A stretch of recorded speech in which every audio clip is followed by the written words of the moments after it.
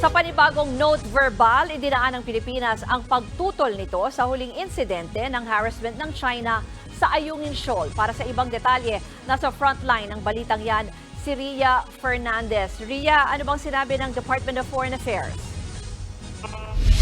Kinumpirma ng Foreign Affairs Secretary Enrique Manalo ang pagpapadala ng panibagong note verbal ng Pilipinas sa China. Ito'y sa harap ng pinakahuling pag-atake ng China Coast Guard sa mga sundalong Pilipino na magsasagawa sana ng resupply mission sa Ayungin Shoal noong June 17. Maliban rito, idudulog din ng Pilipinas ang issue sa bilateral consultation mechanism on South China Sea kasama ang China ngayong Hulyo. Ayon kay Manalo, kumpiyansa siya na makikinig din ng China sa mga daing ng Pilipinas dahil malinaw sa United Nations Convention on the Law of the Sea o UNCLOS ang karapatan ng ating bansa sa West Philippine Sea.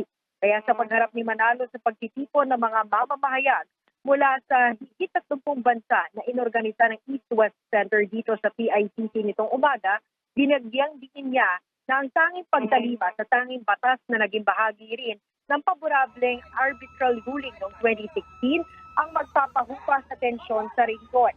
Kasabay nito, kinilala rin ni Manalo ang malaking papel ng media para labanan ang mga peking balitang ipinakakalat ng China sa usapin sa West Philippine Sea.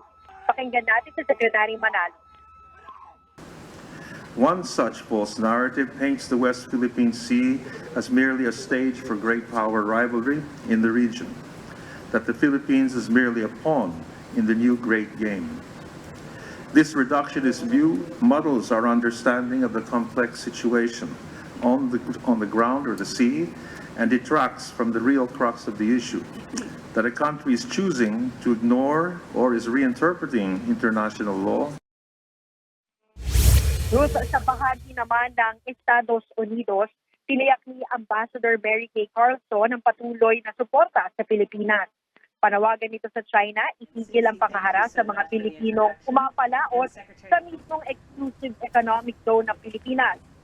Bruce, bukod dyan, pinatitigil din ng Amerika ang China sa pagharang ito sa freedom of navigation at oversight sa South China Sea ng iba pang mga bansa.